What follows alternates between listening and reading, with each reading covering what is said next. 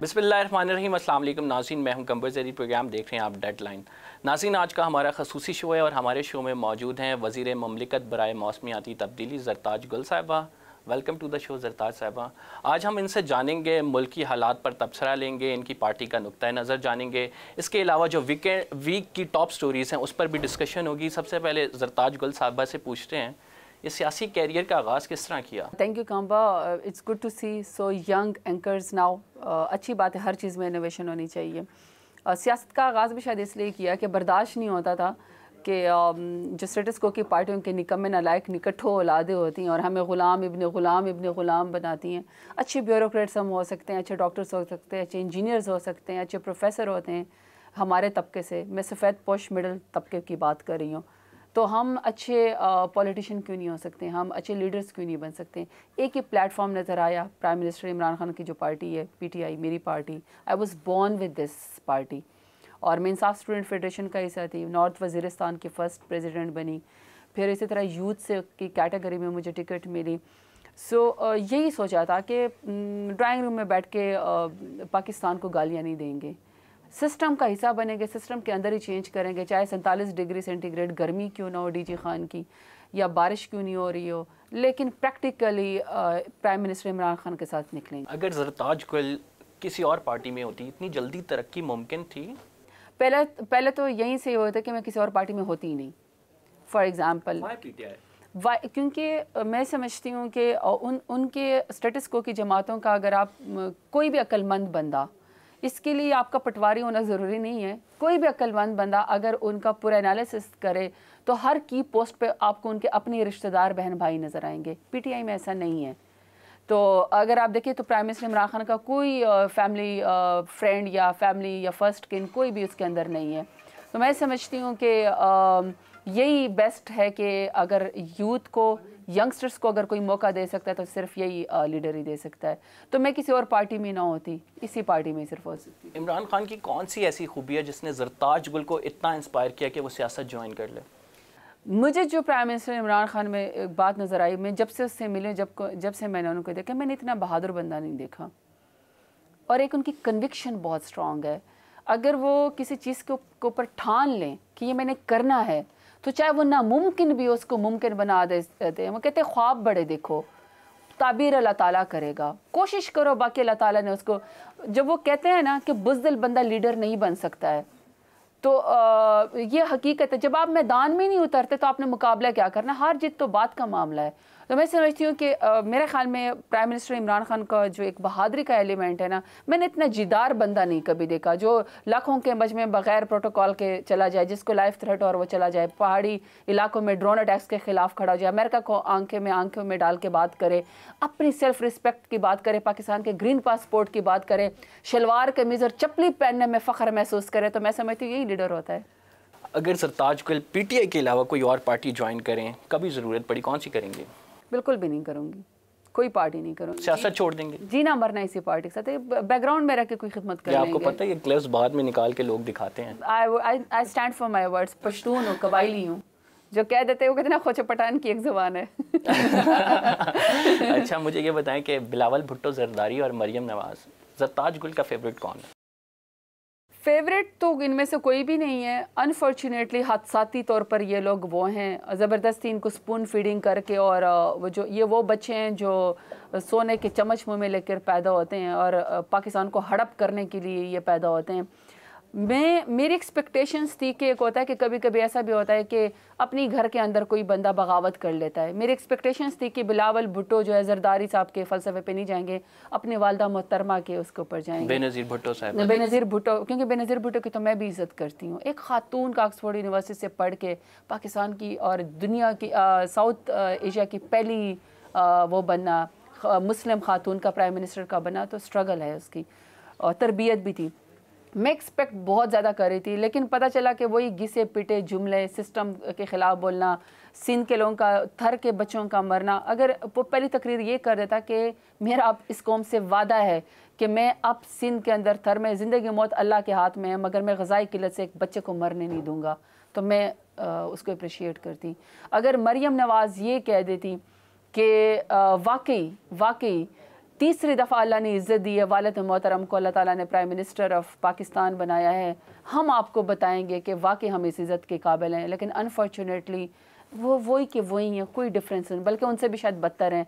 तो इसलिए मेरा इनमें क्या फेवरेट होना है। अलबत्ता मैं इनके किसी उसकी ज़रूर बात कर सकती हूँ जो इनकी पार्टी में अगर कोई बेचारा लीडर पैदा no inspiration from Maryam and Bilawal. नहीं, इनमें इंस्पायर होने को क्या है, तो डिप्रेशन ही डिप्रेशन है नहीं रहे, इनमें क्या है, इनसे बंदे ने क्या वो करना है। चलें पॉलिटिक्स की तरफ आते हैं। सानिया साहिवाल पे जुडिशल कमीशन क्यों नहीं बना रहे हैं? मैं सानिया साहिवाल के ऊपर सब तकलीफ़ में, आजमाइश में है, इम्तहान है हमारी गवर्नमेंट का भी। नहीं होना चाहिए था एक्स्ट्रा जुडिशल किलिंग, और चाहे अगर किसी के ऊपर कन्विक्शन भी हो कि ये बंदा वाकई कोई क्रिमिनल है, फिर भी shoot at the spot, license to kill तो किसी ने भी किसी को नहीं दिया। और सेकंड बात ये कि वर्दी के अंदर जो वर्दी वो हमारे टैक्स पेयर के पैसे से लेते हैं और हम उनकी इज़्ज़त करते हैं, उनको सल्यूट करते हैं, वर्दी के अंदर किसी का जराइम में मुब्तला होना तो और भी वो है। तो चाहे जुडिशल कमीशन बने, JIT बने, इंक्वायरी हो, भी government will stand with that. हमें कोई एतराज़ नहीं है, कोई एतराज़ नहीं, तो बना दें। उस्मान बुज़दार साहब कहते हैं कि अभी जो है हुकूमत की इंक्वायरी चल रही है, तो हम ये ज़्यादा बेहतर यही है। जबकि वर्सा कह रहे हैं कि जुडिशल कमीशन बनाया जाए, सेनेट कमेटी कह रही है जुडिशल कमीशन बनाया जाए। आप मुझे खुद बताएं कि जिसने आपको मारा हो वो वही आपको इंसाफ कैसे दिलाएगा? वही पेटी भाई जो है अपने पेटी भाई को सेव करेगा? तो इसलिए क्या है कहा जा रहा है जुडिशल कमीशन बना दें। इसमें इंटेलिजेंस एजेंसियां भी हैं इसके अंदर, इसमें सिर्फ पुलिस नहीं है या CTD नहीं है, इसके अंदर और भी ऑफिशियल्स हैं, और जैसे आप ओवरसाइट करते हैं। लेकिन पहले ही 16 घंटों के अंदर या 12 घंटों के अंदर FIR का दर्ज हो जाना बहुत अच्छी बात है। पंजाब के चीफ मिनिस्टर का खुद वहाँ पे पहुँच जाना बहुत अच्छी बात है। तीसरा, पूरी कौम, हमारी PTI की पूरी गवर्नमेंट लवाहिकीन के साथ खड़ी, लवाहिकीन के खिलाफ खड़ी। तो अगर फ़र्ज़ करे JIT से भी कोई ना वो निकला रिजल्ट, जो कि मैं तो अश्योरिटी देती हूँ, क्योंकि जब गवर्नमेंट खुद चाहती है, प्राइम मिनिस्टर खुद चाहता है कि इसका रिजल्ट निकले और हम सजा देंगे, ना निकला तो जुडिशल कमीशन बनाने में भी कोई हर्ज नहीं। यानी आप कह रही हैं कि JIT का वेट करेंगे, इससे पहले जुडिशल कमीशन नहीं बनेगा। सानिया मॉडल टाउन को देखें तो सानिया मॉडल टाउन में आप लोग कहते हैं कि हुकूमत ने जो है करवाया, हुकूमत ने इंस्ट्रक्शंस दी जिसकी वजह से सानिया मॉडल टाउन हुआ। अब सानिया साहिवाल हुआ है ना, अब आपकी गवर्नमेंट है, लेकिन आपने तो इंस्ट्रक्शंस नहीं दी। कैसा डर बनाए जुडिशल कमीशन? वो मैंने आपको ऑलरेडी कह दिया, जो वर्सा कहेंगे वो ही कहेंगे, जो ड्यू प्रोसेस होगा वही होगा। स्पेशल कुछ करना पड़ेगा इंसाफ के लिए तो वो करेंगे। जहाँ तक उसकी बात है, जब हम लोग सानिया उस पर कहते थे, मॉडल टाउन के ऊपर कहते थे, वो हम इसलिए कहते थे कि 51 दिनों के अंदर भी कोई FIR लॉन्च नहीं की गई थी। और जब चीफ जस्टिस ने, सुप्रीम कोर्ट ने, और शायद आपको याद होगा कि ये जो पाकिस्तान के जो वो थे, जनरल थे, उनको जब वर्सा ने अपील की थी तो आर्म्ड फोर्सेस की वजह से FIR लॉन्च हुई थी, और अगर FIR को पढ़े तो वो जिनको मारा गया था उन्हीं के खिलाफ FIR दर्ज हुई थी। और फिर उसके पूरे जो वो था रिज़ल्ट था, या जो उसके ऊपर कमीशन की रिपोर्ट आई थी, उसको भी छुपा दिया गया था, किसी को सज़ा नहीं दी गई थी। और लाहौर दिल है पाकिस्तान का, पंजाब का, जहाँ पे CM खुद बैठता है, 16 घंटे अनआर्म्ड लोगों के ऊपर ऑपरेशन होता रहा, पुलिस गोलियां बरसाती रही, गुलो भट्ट वहाँ पे खड़े होकर लोगों के ऊपर गोलियां बरसाते रहे, लेकिन उसके ऊपर कोई नोटिस नहीं लिया गया था। और यह हम उस CM की बात कर रहे हैं जो हर रोज़ 2 लोगों को नौकरी से निकाल देता था और जाके पहुँच जाता था पोस्ट करने के लिए, और वो उनकी नाक के नीचे 16 घंटे बेगुनाह लोगों को गोलियां मारी गई, लेकिन उनको वो नहीं दिया गया। तो इसका उस्मान बुज़दार की नाक के नीचे भी 3 लोग बेगुनाह कत्ल हुए, इस्तीफा नहीं देना चाहिए? वो पहुंच गए, उस्मान बुज़दार साहब वहाँ पे इलाके के लोगों के पास भी पहुंच गए थे, उन्होंने ऑर्डर नहीं दिया था। अच्छा, जो प्रॉब्लम हुआ है वो प्रॉब्लम वहाँ से हुआ है कि रिपोर्ट के ऊपर, या जो पीछे से कोई फ़र्ज़ करें कि रिपोर्ट आई थी या ह्यूमन शील्ड को इस्तेमाल किया गया, या कोई गलत ऐसी रिपोर्टिंग, या फिर असेसमेंट जो गलत हुई है। मतलब मैं और आप भी कहीं पर जाएंगे और हम देखेंगे कि वहाँ पे आम बच्चे और वो हैं, और तब भी हम यह असेस ना कर सके, तो इसका मतलब है कि रियल पुलिस रिफॉर्म्स की ज़रूरत है। तो मैं समझती हूँ कि गवर्नमेंट को अपना ड्यू प्रोसेस कर लेने दें, ये आपसे वादा है। रियल पुलिस रिफॉर्म्स की तरफ आते हैं। 2 IGs तब्दील हो गए, नासिर दुरानी साहब अप्लाई KP से पंजाब पुलिस रिफॉर्मेशन के लिए, उन्होंने देखा कि पंजाब पुलिस में मुदाखलत इतनी होती है, छोड़ के चले गए। कैसे होगी पुलिस रिफॉर्म? मैं आपको एक बात बताऊँ कंबर, बड़ी पोस्ट के लिए ना बड़े बंदे का और जिगरे का भी होना ज़रूरी है। आपके क्या ख्याल है कि पाकिस्तान के पोल्यूटेड सिस्टम और करप्ट सिस्टम के अंदर आपको अच्छे बंदे को कोई काम करने देता है? उसके लिए आपका इतना बड़ा जिगरा होना ज़रूरी है, जब आपको पता हो कि मुझे नर्व्स के ऊपर भी मेरे ऊपर प्रेशर आएगा, पॉलिटिकल इंटरफेरेंस भी होगी। यानी आप कह रही हैं नासिर दुरानी ब्यूरोक्रेट्स की वजह से छोड़ के गए, आपकी पार्टी के ओहदेदारान की वजह से नहीं? जिसके वजह से भी छोड़ के गए हैं, मुझे रिज़ल्ट का नहीं पता कि क्या उसके पीछे रीज़न है। आई एम होप कि मैं नेक्स्ट टाइम आपको ज़रूर एबल होंगी, मैं आपको पता करके दूंगी। लेकिन उनके जैसा आईजी तो पाकिस्तान की नीड है कि पीके की जो पुलिस रिफॉर्म्स है, और हमारी गवर्नमेंट को तो वैसे भी मुश्किल नहीं होनी चाहिए ठीक करने के लिए, क्योंकि हम तो अपना मॉडल सक्सेसफुली ऑलरेडी केपीके के अंदर कर चुके हैं। तो पंजाब में फिर क्यों नहीं हम कर सकते हैं? 1887 का जो काला कानून चल रहा है वो अभी तक चल रहा है। बीच में कोई एक दो एक्ट्स आए हैं जिसके अंदर कोई चेंज हुई है, लेकिन बहुत सारे सवाल होते हैं। वाकई बेटी भाई को बचाना, उसका सीनियर और जूनियर का आपस में एक दूसरे को पर्दे डालना चीज़ों के ऊपर, इसके अलावा ट्रांसफ़र्स का और उनका होना, या ये वह हल नहीं है। वक्ती हल तो यही है कि प्रॉपर रूट आउट किया जाए सिस्टम को, और वो हम करेंगे, हम ही सिर्फ कर सकते हैं क्योंकि हम ऑलरेडी केपीके में रिफॉर्म्स कर सकें। और पॉलिटिकल इंटरफेरेंस जहाँ तक उसकी बात है, आपको पता है 2 DPOs ने पॉलिटिकल इंटरफेरेंस पे ख़त लिखा था जिसका जवाब इमरान खान ने खुद दिया, और इमरान खान ने कहा कि ब्यूरोक्रेसी की हिम्मत कैसे हुई ये सब कुछ करने की, हम जानते हैं, हम चलाना जानते हैं, और आइंदा किसी ने इस तरह की हरकत की तो मैं इमरान खान खुद उसे देखूंगा। मैं आपको कैसे वर्क करेंगी इस तरह ब्यूरोक्रेसी? मैं आपको इसकी एग्जांपल देती हूँ। मैं अपने इलाके से 80,000 वोट लेकर आई हूँ डीजी खान से। अब मेरा एक वर्कर या मेरा अपोनेंट वर्कर कोई भी जो इलाके का है, वो मेरे पास आता है कि मुझे फ़लाने पुलिस थाने में फ़लाना SHO या मुहर्रर जो है वो मुझे फैसिलिटेट नहीं कर रहा, ये मेरी बात नहीं सुन रहा, तो क्या ये मेरा फ़र्ज़ नहीं बनता कि मैं उसको फ़ोन करूं? और ये सिर्फ मेरे लिए नहीं, मेरा अपोनेंट MNA जो है वो भी फ़ोन करे। उसको भी चाहिए कि ब्यूरोक्रेसी और पुलिस जो भी हैं, जो मैं हक में से शिकायत है, वो उनको एड्रेस करें। ये हमारी डोमेन है। पब्लिक करना अलग होता है, इंस्ट्रक्शन देना अलग होता है, उसकी वजह बताती हूं। गैर कानूनी काम कराना अलग होता है। We should categorize. नहीं, जो आप DC की जिसके आपने बात की, उसने जो ख़त लिखा था, ये राजनपुर का वाक़या हुआ था। उसने हायर अथॉरिटी को ख़त भेजने के बजाय उसको डायरेक्ट उस पर दे दिया था, नेट के ऊपर दे दिया था। इसका मतलब है कि उसके पीछे कोई माल इंटेंशन और माल प्रैक्टिस थी ना, मेलाफाइड इंटेंशंस थे। अगर उनका वाकई मकसद ये था कि उनको वाकई इंटरफेरेंस हो रही तो वो उनको लिखना चाहिए था। अगर वो ना एड्रेस होता तो फिर मैं आपको जवाब। पंजाब की ब्यूरोक्रेसी से अभी भी आपको शिकायत हैं? मैं अपनी मिनिस्ट्री के अंदर बैठती हूँ और मैं अपने उसमें देखती हूँ, मुझे कोई ज़्यादा प्रॉब्लम इसलिए नज़र नहीं आता। इज़्ज़त हर शख्स मांगता है, इज़्ज़त हर शख्स मांगता है। ना उनके बगैर हम चल सकते हैं, ना वो हमारे बगैर चल सकते हैं। कहा जाता ना गो स्लो पॉलिसी से जा रहे हैं, ब्यूरोक्रेसी साथ नहीं दे रही, नवाज शरीफ के बंदे लगाए हुए हैं, शहबाज शरीफ उन्हें चलाते। करप्ट एलिमेंट हर जगह मौजूद है, हर जगह। ये पॉलिटिशियंस के अंदर भी मौजूद है, पार्टीज़ के अंदर भी मौजूद है, ये ब्यूरोक्रेसी के अंदर भी मौजूद है, हर महक में। अनफॉर्चुनेटली ये जो करप्शन है ना, चाहे वो मॉरल करप्शन हो, चाहे वो दूसरी करप्शन हो, वो पेनिट्रेशन इतनी हमारी रूट्स के अंदर चली गई है कि इसको तो लोगों ने लीगल समझ लिया था ना। लाइन में खड़े होना पसंद नहीं करते, हम कहते जी आप मेरे लिए फ़ोन कर दे कि मैं नादरा की लाइन में क्यों खड़ा हूँ। मैं खुद अपने वर्कर को कहते हैं मैं आपके लिए तो फ़ोन कर दूंगी, लेकिन जो बाकी इंसान जो सुबह से 6 बजे से लाइन में खड़े हुए हैं उनके लिए कौन फ़ोन करेगा।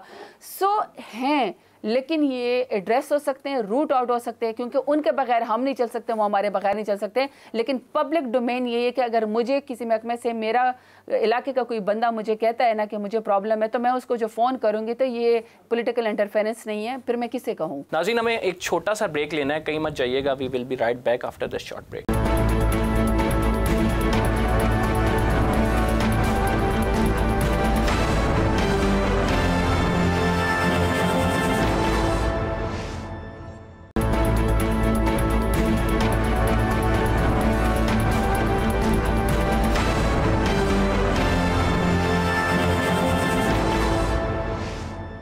वेलकम बैक नाज़रीन, और सियासत पे बात हो रही है। PTI का क्या नुक्ता नज़र है, मुख्तलिफ जो इश्यूज़ चल रहे हैं मुल्क में, इस हवाले से ज़रताज गुल साहिबा से जानते हैं।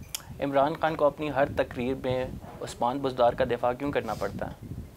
अच्छा एक तो मैं आपको एक बात बताऊं, चूँकि मेरे साथ वाले हल्के से हैं उस्मान बुज़दार साहब, मेरा NA 192 और उनका साथ वाला तोंसा शरीफ वाला हल्का है, और वैसे पहले से भी उनको इलाके के लिहाज से लोग एक दूसरे को जानते भी हैं।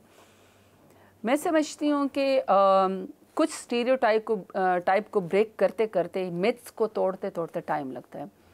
और उस मिथ्स में और उसके लिए जब तक आप अपना एक ट्रस्ट किसी के ऊपर शो नहीं करते, वो चीज़ उस तरह एग्जीक्यूट नहीं हो सकती है। उस्मान बुज़दार जैसे आम इलाके से सादा बंदे को उठा के, मैं यही कहूँगी, उठा के जाके जी तख्त लाहौर पे बिठाना, उस तख्त लाहौर, उस तख्त रायमंड की बात कर रही हूँ मैं, जिसमें ऑन रिकॉर्ड है कि पूरे पंजाब का 51% से ज़्यादा बजट लाहौर के ऊपर इस्तेमाल किया गया, जानबूझ के बाकी जगहों को डिप्राइव रखा गया। आप इवन कसूर की और साथ वाली जगहों की हालत देख लें और आप लाहौर की चंद सड़कों की हालत देखें, ज़मीन आसमान का फ़र्क है। तो वहाँ पे पावर को उठा के तख्त लाहौर पे जाके बिठाना ज़ाहिर बात है अनएक्सेप्टेबल है लोगों के लिए। वजह क्या है? वजह उसकी ये है, 10-15 साल से एक शख्स आपका सीएम रहा है और उसके विजुअल्स बड़े स्ट्रॉन्ग थे कि सैलाब में खड़े होकर तिरछी टोपी पहन कर और गम बूट पहन के खड़े होना। और अगर आप प्रैक्टिकली देखें तो सबसे ज़्यादा लॉसेस पंजाब के अंदर फ्लड से हुई है। 2010, 11, 12 सुपर फ्लड यूनाइटेड नेशंस ने करार दे दिया, लेकिन आज तक 40 साल से एक डैम नहीं बनाया गया, आज तक वाटर रिजर्वाइज नहीं बनाया गया। फ्लड्स के पानी को उसी तरीके से लोगों को डिज़ास्टर के लिए वो हुआ, वक्ती रिलीफ ज़रूर दिया गया, क्योंकि माशाल्लाह हमारे कौम में बड़ा पोटेंशियल है, हम खाना देने के लिए पहुँच जाते हैं, हेल्प करने के लिए पहुँच जाते हैं, लेकिन प्रैक्टिकली कुछ नहीं किया। तो उसके विजुअल्स बहुत स्ट्रॉन्ग थे और ब्यूरोक्रेसी में उसकी पेनिट्रेशन बहुत आती है। अब उसको रिप्लेस करना, मैं उसकी एग्जांपल आपको देती हूँ सेनेट चेयरमैन की, संजरानी साहब की, सादिक संजरानी साहब की। कभी आज तक बलोचिस्तान से छोटे सूबे से सेनेट चेयरमैन या असेंबली का स्पीकर नहीं बना। तो जब प्राइम मिनिस्टर इमरान खान ने मूवमेंट उस वक्त शुरू की कि आप छोटे सूबे से बनाएं, मेरी तो अपनी 4 यूसी ट्राइबल एरिया बलोचिस्तान की, मैं उनकी डिप्रेवेशन और बलोच उसके ग्रीवेंसेस जानती हूँ। बहुत अच्छा किया जी। तो जब उन्होंने ये अल्फाज है, मुझे याद है, मुझे नवाज शरीफ के, जरदारी साहब के, लोगों के उनके अल्फाज देते कि क्या संजरानी वंजरानी, कौन है संजरानी वंजरानी। अब आज कितने महीने हो गए, क्या संजरानी साहब में कोई कमी है कि वो सेनेट को सही नहीं चला रहे? लेकिन उस्मान बुज़दार में बहुत कमी है। नहीं, कमी नहीं है, बंदा वक्त के साथ साथ सीख सकता है, वक्त के साथ। अब कॉम्पिटेंसी लेवल पे आ जाते हैं ना, कॉम्पिटेंसी लेवल पे आ जाते हैं। एक बंदे को आपने जो कि काउंसलर था उसे उठा के सीएम पंजाब लगा दिया। He needs time to learn things, you know better. अब अगर उस बंदे से आप एक्सपेक्ट किए करेंगे कि वो शहबाज शरीफ की तरह कारकर्दगी दिखाए तो इट्स नॉट पॉसिबल। पंजाब सबसे बड़ा सूबा है, 12 करोड़ आबादी जो है मुंतज़िर है कि उनको रिलीफ फराम किया जाए, उस तरह की डिलीवरेंस हो जिस तरह शहबाज शरीफ मुतहर्रिक थे, हर जगह जाके चेक करना, मुख्तलिफ इंतज़ामात करना। लेकिन उस्मान बुज़दार लैग करते हैं। काफ़ी तनकीद होती है, मीडिया पे अलग तनकीद होती है, पॉलिटिशियंस अलग तनकीद का निशाना बनाते हैं, अपोजिशन अलग करती है। आपको अगर अपनी कारकर्दगी बेहतर करनी है तो पंजाब में आपको बहुत स्ट्रॉन्ग सीएम चाहिए। क्यों नहीं ये विजन? मैं समझती हूँ कि एक तो वो अपोजिशन से और उन स्टेटस को के लोगों से एक इतना सादा बंदा और इस तरह के डिप्राइव्ड एरिया से बंदा हजम ही नहीं हो रहा। वो वैसे भी समझते हैं किसी और माई के लाल में जुर्रत ही कैसी हुई कि कोई बलोचिस्तान से आके सेनेट का चेयरमैन बन जाए या कोई साउथ पंजाब से आके सीएम पंजाब बन जाए। काउंसलर बेशक फर्स्ट स्कूल है, नर्सरी पॉलिटिक्स है, लेकिन इज इलेक्टेड एमपी है, उसने अपना वोट लिया है। सेकंड बात, जहाँ तक हमने क्या सादा बंदा महज एक क्राइटेरिया है सीएम बनने की? लूटेगा तो नहीं ना, करप्शन तो नहीं करेगा ना। अगर हमने लेकिन सही काम भी तो नहीं करेगा ना के अंदर। अच्छा सुनिए मेरी बात सुनिए, लेट मी कंप्लीट। अगर हमने परफॉर्मेंस पे बेस करना है, 5 साल का टाइम है, हमें भी तो अपने इलेक्शन, जो इलेक्शन हो गया वो तो हमने जीत लिया ना, हमने भी तो फ्यूचर के ऊपर नजर रखनी है ना, पाकिस्तान के ऊपर नजर रखनी है। अगर 4 अरब रुपए लगा के शहबाज शरीफ साहब पंजाब को एक साफ पीने के पानी का कतरा नहीं दे सके, और जो उसके अपना कन्फेशनल स्टेटमेंट है कि मैं एक साफ पीने के पानी का कतरा नहीं दे सकता। 40 साल में शेख जायद लास्ट हॉस्पिटल बाहर के मुल्क की वजह से बना था, एमरेट्स की वजह से, आज तक उन्होंने कोई नया हॉस्पिटल नहीं बनाया। 400-300 लोगों के ऊपर एक बेड चला गया है, मरीजों के ऊपर। अगर एजुकेशनल 1.5 करोड़, अब इस वक्त जो न्यूली असेसमेंट है 2 करोड़ 25 लाख बच्चा स्कूल से बाहर है, और उसमें सबसे ज़्यादा पंजाब के अंदर स्कूलों से बाहर है। अगर वो ये नहीं दे सकें, अगर वो सिवाय मोटरवेज और हाई उसमें मेट्रो, ऑरेंज और बस में, अगर वो करप्शन सिर्फ उन्होंने मेगा प्रोजेक्ट्स में मेगा किक्सबैक्स लिए हैं और प्रैक्टिकली लोगों को कुछ नहीं मिला, तो उसके विजन का फ़ायदा क्या है? उस्मान बुज़दार के अगर मैं आपको लेटेस्ट बता दूं कि उन्होंने क्या क्या किया है। सबसे पहली बात है कि क्या उनके अंदर, छोटा सा ब्रेक ले लें फिर नहीं, क्या उनके होते हुए अरबों की रुपए की मालियत की पाकिस्तान की पंजाब की जायदाद उन्होंने ज़मीन और बिल्डिंग्स वागुजार नहीं करवाई। इंक्रोचमेंट्स जो कब्ज़ा माफिया का था, क्या शेल्टर होम्स पंजाब के अंदर नहीं बने हैं? क्या पंजाब हाउस अब ओपन नहीं हो गया है हर गरीब और हर अमीर के लिए? बाकी 5 साल हर शख्स को दे, विजुअल्स मैटर्स नहीं करते, काम मैटर करता है। काम हम आपको डिलीवर करके देंगे और इसे बेटर करके पतन देंगे। केस क्या नहीं आया है? सानिया साहिवाल क्या नहीं हुआ है? क्या पुलिस में मुदाखलत नहीं की गई है? अभी बताते हैं। 5 चेयरमैन आपने लगाए, तैनात किए लाहौर में, ठीक है, मुख्तलिफ शहरों में, और जो है हाई कोर्ट ने आपके फैसले को कलअदम करार दे दिया क्योंकि मेरिट पर तकर्रियाँ नहीं हुई थी। उस्मान बुज़दार साहब ने की। इमरान खान साहब कहते थे मेरिट एक विजन लेके चलते थे कि हम जब आएंगे तो मेरिट का कत्ल नहीं होगा। मेरिट का कत्ल हुआ, अब तो कोर्ट से डिग्री आ गई है इसकी। अगर ये नया पाकिस्तान ना होता, अगर ये प्राइम मिनिस्टर इमरान खान का विजन ना होता, तो क्या फाइलें, बातें, चीज़ें अंदर दबाई ना जाती? आपको किस चीज़ का पता चलता? मीडिया के ऊपर कितने पैसे चलते हैं, अरबों रुपए इन्होंने पैसे दिए ताकि बात को दबाया जाए। बातें कुछ और दिखाई गई, जीडीपी कुछ और दिखाएगा, और पता चला कि सबसे ज़्यादा खुदकुशियाँ पिछले दौर में पाकिस्तान ने की हैं। माओं ने नहरों में बच्चों समेत छलांगे लगाई हैं, इनके कपड़े ना मिलने के ऊपर खुदकुशियाँ की गई हैं। सबसे ज़्यादा विमेन राइट्स को वायलेट किया गया, सबसे ज़्यादा हरास किया गया, सबसे ज़्यादा, लेकिन कभी चीज़ मीडिया के ऊपर नहीं। ये जो इक्का दुक्का केसेस होते हैं और ये जो मीडिया के ऊपर आता है और हम उसको खुद एड्रेस करते हैं, हम उसको खुद एक्सेप्ट करते हैं, फिर कोर्ट में जाते हैं और हम अपनी पेशी भुगताते हैं और सीएम पंजाब में खुद जाता है, क्या इससे ज्यादा आपको कोई वो चाहिए पूरे होता है? प्रोटोकॉल के साथ 39 cards, 39 card, 27 cards, 19 cards. I have footages, मैं साथ प्ले करूंगा इसके। आप जरूर प्ले करें, लेकिन मैं कबर आपको एक बात बताऊं।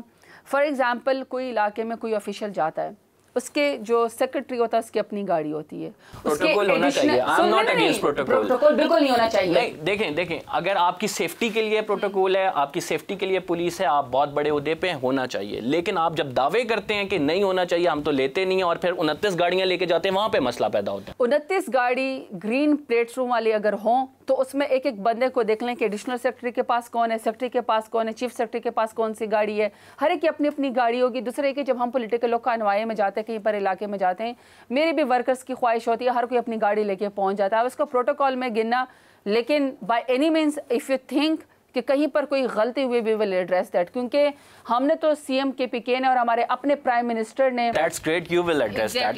इसी पे छोटा सा जो हम लोगों ने मिसालें कायम किए। परवेज खटक साहब तो 4 मिनिस्टर के साथ एक अकेली गाड़ी में सफर करते हैं, प्राइम मिनिस्टर एक अकेली गाड़ी में सफर करता है। प्लीज जरूर ले लें। We will be right back after the short break.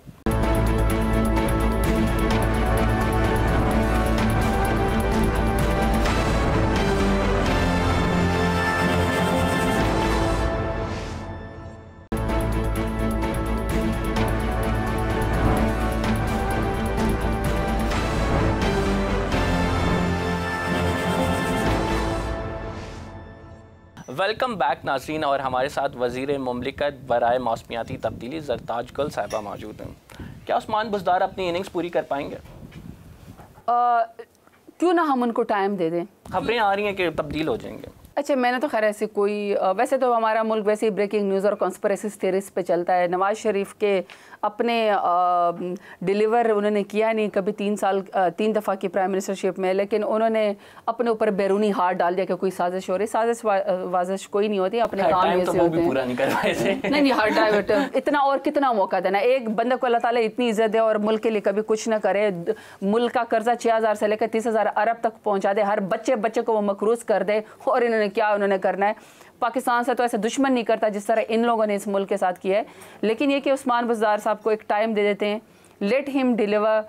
इंशाल्लाह मुझे ये यकीन है कि क्योंकि उनके साथ मिनिस्टर्स बहुत अच्छे हैं। अगर मैं health minister doctor Yasmin Rashid की मिसाल ले लूँ, अलीम खान की, असलम इकबाल साहब की, डॉक्टर मुराद रास की, गुड मिनिस्टर नहीं, पूरी कैबिनेट का कलेक्टरल काम होता है। टर्म पूरी करेंगे। मुझे लगता है कि मैंने वैसे कोई ऐसे थ्योरी नहीं सुनी कॉन्स्पिरेसी की, लेकिन मैं आपको एक बात बता दूँ इसके साथ ही, कि प्राइम मिनिस्टर इमरान खान जिस तरह का लीडर है ना, वो किसी उसके ऊपर बिलीव तो करता नहीं है, उसको तो सिर्फ काम ही चाहिए होता है। लेकिन वो कहते भी तो है ना कि लीडर कभी भी अपना डिसीजन बदल सकता है या न्यूट्रल ले सकता है। Why not? अगर हम लकीर के फकीर रहें और हम एक बंदे को यानी देयर आर चांसेस कि उस्मान बुज़दार चेंज हो जाएंगे, देयर आर चांसेस। कंबर, हम सबके ऊपर चेक एंड बैलेंस है, including him. Exactly. Prime minister Imran Khan, हमें हमारी 3 मंथ्स की एवेल्युएशन हुई है। Let me rephrase it. अगर उस्मान बुज़दार डिलीवर ना कर सके तो वो चेंज हो जाएंगे। एग्जैक्टली, मुझ समेत। यानी हमारी 3 मंथ्स की एवेल्युएशन हम सबकी हुई है, तो उनकी भी हुई है। एग्जैक्टली। मुस्लिम लीग नून ने एक करारदाद जमा कराई है, जनूबी पंजाब सूबा बनाएंगे आप? इस हवाले से करारदाद लाएंगे असम्बली में या नहीं, ये बताएं। हम लोग प्रैक्टिकली 1 जुलाई 2019 को हमारा सिविल सेक्रेटरीट बनने जा रहे हैं मुल्तान में। हमारा सारा टास्क फोर्स का काम पूरा है। हम लोग KPI जो की परफॉर्मेंस इंडिकेटर्स के ऊपर ऑफिसर्स जो वहाँ पे परफॉर्म करेंगे उनको हम एक्स्ट्रा प्रिविलेजेस इंशाल्लाह देंगे, क्योंकि लोग ऊपर से आते नहीं है साउथ पंजाब में, उनको काला पानी लगता है। DJ खान को पुराने ज़माने में काला पानी अंग्रेज़ों के दौर में कहता था और अभी भी वही है। इसी तरीके से हम लोगों ने रेवेन्यू के और प्लानिंग डिवीज़न के, रोड्स के, हर चीज़ के हम लोगों ने ऑफिसेज और वो कर लिए हैं। सेक्रेटरीट की जगह भी हम लोगों ने मुतय्यन कर ली है। और जो हमारे पार्लिमानी अफेयर्स के अली मोहम्मद ख़ान और जो हमारे फ़रूख नसीम साहब है, जो हमारे उसके हैं मिनिस्टर फॉर लॉ हैं इन जस्टिस, इन लोगों ने अपनी पूरा एक वो बना लिया है फ्रेम, लीगल फ्रेमवर्क, जिसमें बिल लेकर आने, अमेंडमेंट करनी है और जो करना है वो पूरा का पूरा उन्होंने फ्रेम बना लिया है। और इसके ऊपर प्राइम मिनिस्टर की उनके साथ, CMs के साथ और सारे स्टेक होल्डर्स के साथ और हमारी शाह महमूद साहब के साथ और जहांगीर खान तरीन के साथ प्रॉपर इसकी मीटिंग्स हो चुकी हैं, स्टार्ट हो चुकी है। क्योंकि सुबह बनाना मजाक नहीं है, बिल्कुल ऐसे ही है। पहले डिप्राइवेशन के ऊपर बन रहा है तो मजीद डिप्राइव नहीं कर सकते, किसी को नाराज नहीं कर सकते। अब इस मौके के ऊपर बिल कब असेंबली में पेश करेंगे? बिल आ रहा है प्रॉपर, इसके ऊपर पूरा टाइम हो गया, टाइम फ्रेम बता दें। अली मोहम्मद खान और वो पूरा इसके ऊपर वो कर रहे हैं, वो हम लेकर आ रहे हैं। अब इस मौके पर एग्जैक्टली अब इस वो तो हम ऑलरेडी सेक्रेटरीट ही स्टार्ट कर रहे हैं जुलाई में, तो फिर वो तो उसके लिए तो हम हर लीगल फ्रेमवर्क करेंगे। ठीक है।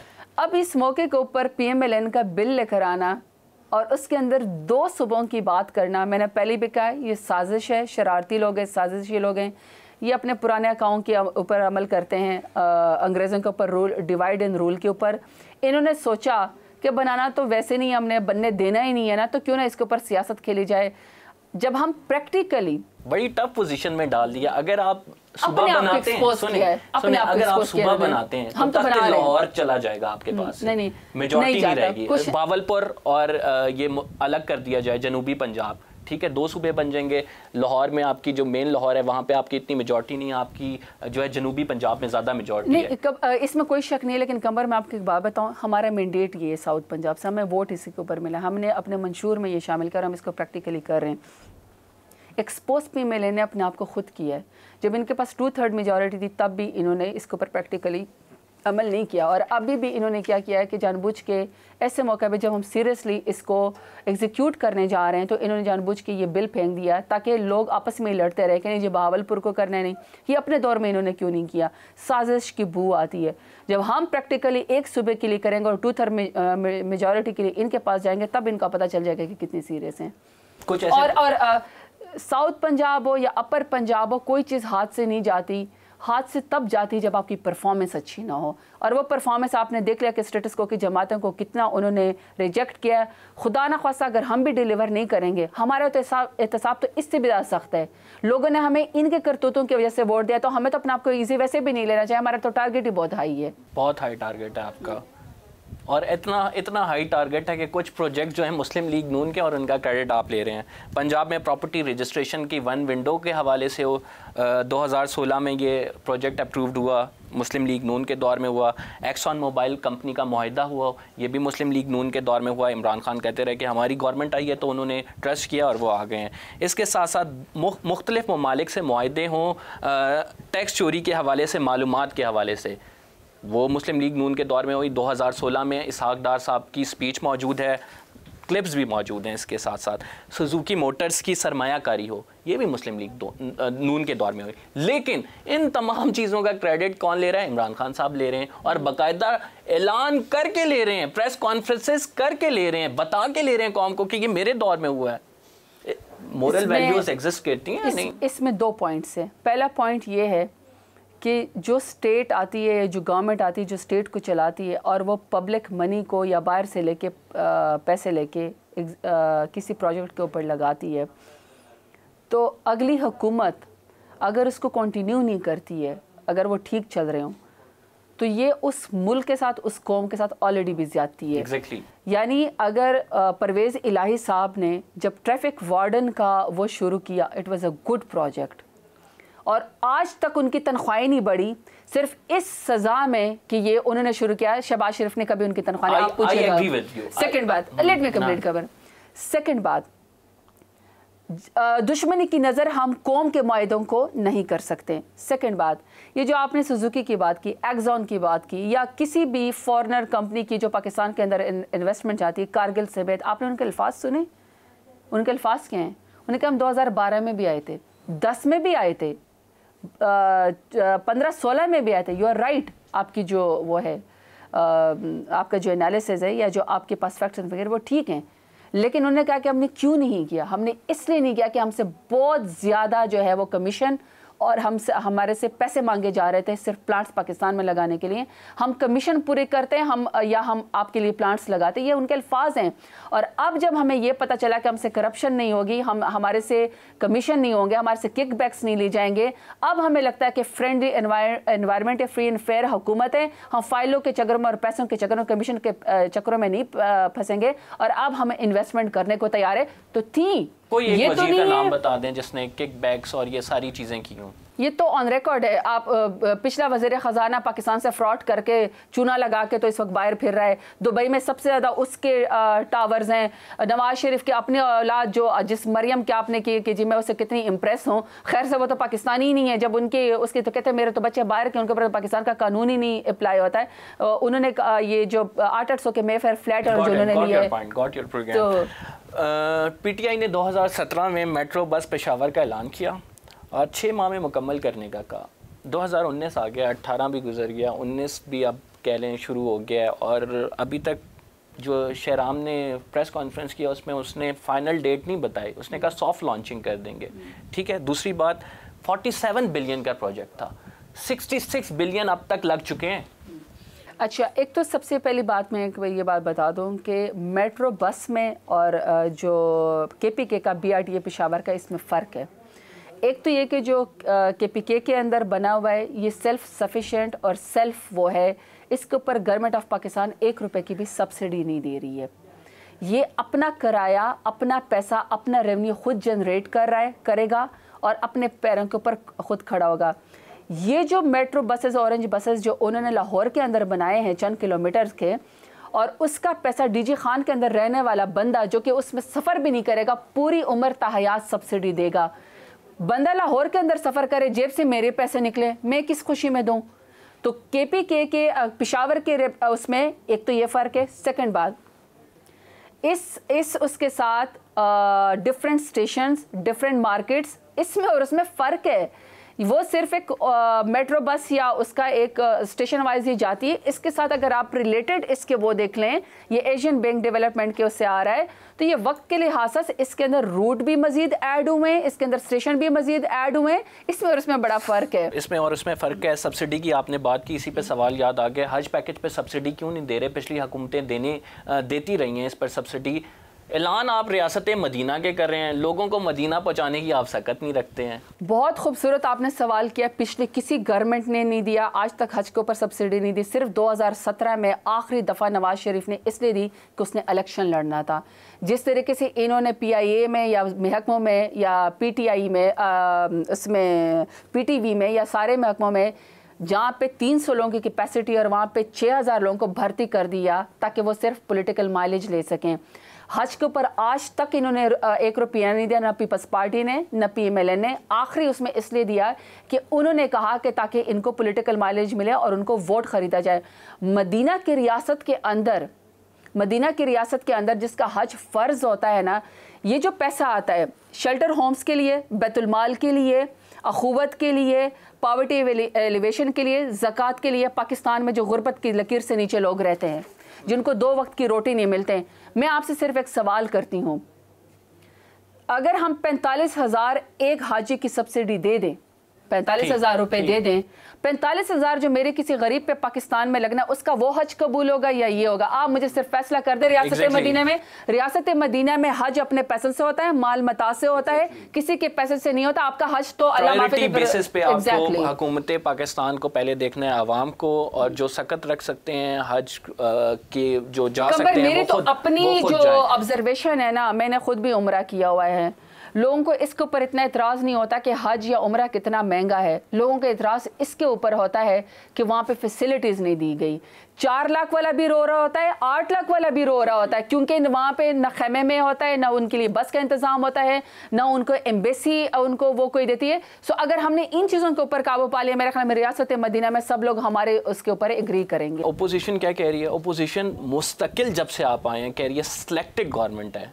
मैं आपको जो सिलेक्टेड के ऊपर एक बात बताऊँ ना, चूँकि वो बूट पॉलिश करके हमेशा आते हैं, चूँकि वो हमेशा से उल-हक की गोद में, और पीपल्स पार्टी जिनको बड़ा डेमोक्रेटिक कहते हैं, किसी को शायद याद हो, जनरल अयूब को जुल्फ़िकार अली भुट्टो डैडी कहा करते थे। तो इनके ये जो डैडी अब्बा जी, ये फादर थे ना, ये जिनकी गोद में पल के आए, इसलिए इनको पता है हमारी 21 साल की स्ट्रगल है। हम लोग वोट लेके यहाँ पे आए, इनके अपने करतूतों की वजह से इनको लोगों ने रिजेक्ट किया, तो हम यहाँ पे आए हैं। और अगर हमने भी खुदा न खासा डिलीवर ना किया तो सिलेक्टेड कह रहे हैं, क्योंकि ये खुद सिलेक्टेड थे।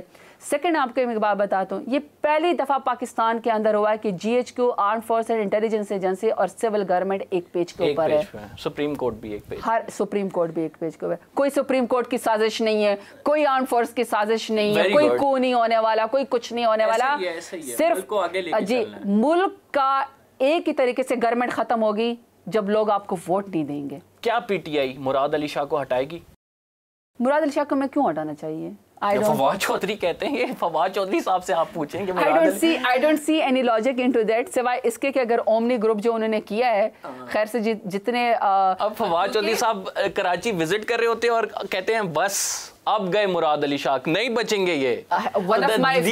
Political statement. One of my favourite minister Fawad Chaudhry, जिस तरीके से इनको कंट्रोल करता है, ये उसी की हिम्मत है और उन्हीं की जुबान में करता है, तो बहुत अच्छी बात है। रिकॉर्ड भी ये कहेंगी। जी जी बिल्कुल, कमाल है वो मिनिस्टर जो उनको जवाब देता है, वरना इनके करतूत, इनके अपने कारनामे, इनके अपने पाकिस्तान को लूटा इन्होंने, जायदादों को लूटा इन्होंने, मलबा हमारे ऊपर डाल रहे हैं। ऐसा तो दुश्मन नहीं करता जो इन्होंने इस मुल्क के साथ किया है, और सारा वो इन्होंने हमारे ऊपर डाले। तो ये फवाद चौधरी, लेकिन मुराद अली शाह की मैं आपको बात बता दूं, मुराद अली शाह जो ओमनी ग्रुप और केस को मैंने पढ़ा है ना, उसमें तो ये पता चलता है कि ये पहला CM है जो खुद मनी लॉन्ड्रिंग उनसे करवा रहा था।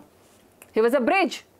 आप जमहूरियत की अभी बातें कह रही थी हम जमहूरियत को मजबूत बनाएंगे। अब तो इस्लामाबाद हाई कोर्ट के चीफ जस्टिस ने कह दिया आप अपने मामलात पार्लियामेंट में सॉल्व करें। आप क्यों जरदारी साहब के खिलाफ मुकदमा लेके इस्लामाबाद हाई कोर्ट पहुँच गए? मैं उसकी आपकी वजह बात बताती हूँ।